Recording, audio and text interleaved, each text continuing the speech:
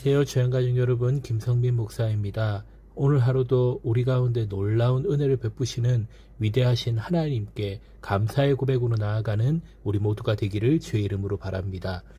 2023년 2월 15일 오늘의 주만나는 은혜로 사는 삶이라는 제목으로 사사기 13장 1절에서 7절 말씀을 묵상하고자 합니다. 많은 사람들이 습관이라는 것을 가지고 있습니다. 습관에는 좋은 것도 있고 나쁜 것도 있습니다. 그리고 앞으로의 삶도 현재의 습관으로 결정될 수 있습니다. 그렇다면 그리스도인의 영적 습관은 무엇입니까? 오늘 본문은 이스라엘 영적 배역의 습관을 끌어낼 인물 삼손의 등장을 기록하고 있습니다. 그 은혜의 말씀을 함께 나누기를 소망합니다. 첫째로 하나님의 은혜로 반복되는 죄의 굴레를 끊어내야 합니다. 사사기에는 공식이 한 가지 있습니다.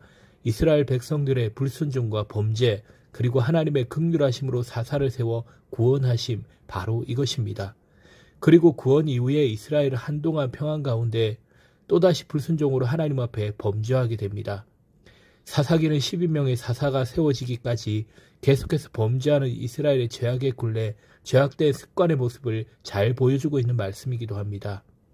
오늘 본문 1절에서 다시라는 표현으로 사사기의 저자는 이스라엘의 범죄 굴레를 잘 표현해 줍니다.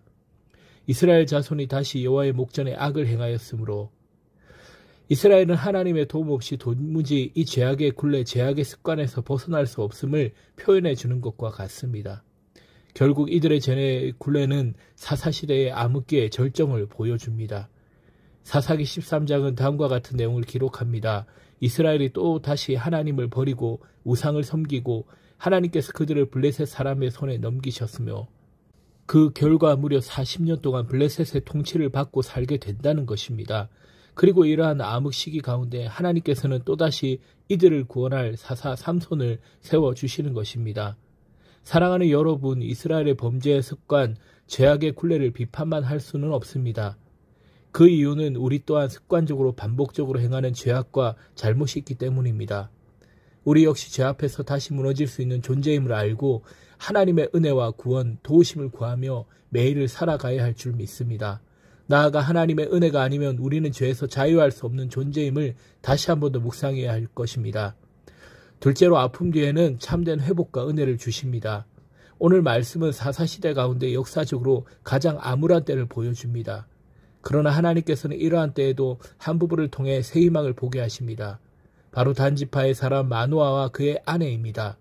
생명을 잉태하지 못하는 부부 가운데 하나님께서는 염려만 가득한 이들로 하여금 우리의 삶을 바라보게 하십니다. 삶의 어려움과 고통, 보이지 않는 인생의 희망일지 모릅니다. 그러나 하나님께서는 마노아 부부에게 여호와의 사자를 보내셔 새 생명을 약속하시고 새 힘을 얻게 하시는 것입니다. 오늘 말씀 3절은 여호와의 사자가 임한 그 여인의 이름을 기록하고 있지 않습니다. 하나님의 위대한 구원의 역사가 이름도 알 수 없는 이 여인으로부터 시작되고 있는 것을 보여주고 있는 것입니다. 하물며 택하여 구원을 약속하신 우리의 삶이 아무리 아프고 괴로울지라도 하나님의 도우심과 은혜가 우리 인생 가운데 반드시 임한다는 사실을 기억해야 합니다. 그리고 그녀로 하여금 이스라엘의 사사 중 가장 힘이 센 삼손을 낫게 하신 것과 같이 참된 그리스도인의 아픔 뒤에는 반드시 참된 회복과 은혜가 약속되어 있음을 함께 묵상해야 할 것입니다.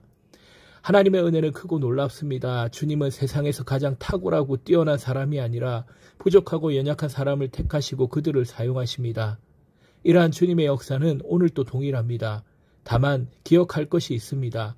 하나님께서 이스라엘의 셈이자 구원을 이끌어갈 삼손을 잉태하고 출산하기까지 마노아의 아내에게 요청하신 바 거룩해야 한다는 것입니다.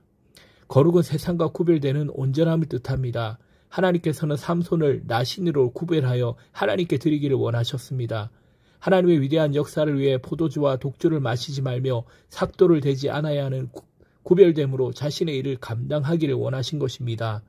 우리도 또한 사람의 어려움과 고통 속에서 더욱 거룩한 성도의 모습을 지켜나가기로 결단해야 합니다. 그때 하나님께서는 성도의 거룩함을 통하여 놀라운 역사를 이루어 가십니다. 죄로 어두운 시대에 죄의 굴레에서 벗어나고 믿음과 거룩함으로 승리를 하기 위해 우리 그리스도인 역시 이와 같이 아니 이보다 더 큰 노력을 해야 합니다. 다만 이 노력은 우리의 힘이 아닌 오직 하나님의 은혜가 있을 때에 얻을 수 있는 힘임을 기억해야 합니다. 혹시라도 늘 타협함으로 무너져 내리는 죄의 영역에 있다면 하나님께 도움과 은혜를 구하기를 소망합니다. 나아가 가장 어려운 때의 거룩함을 지켜내는 구별된 성도에게 다할 수 없는 가장 큰 희망과 회복을 주시는 하나님을 바라보기를 바랍니다.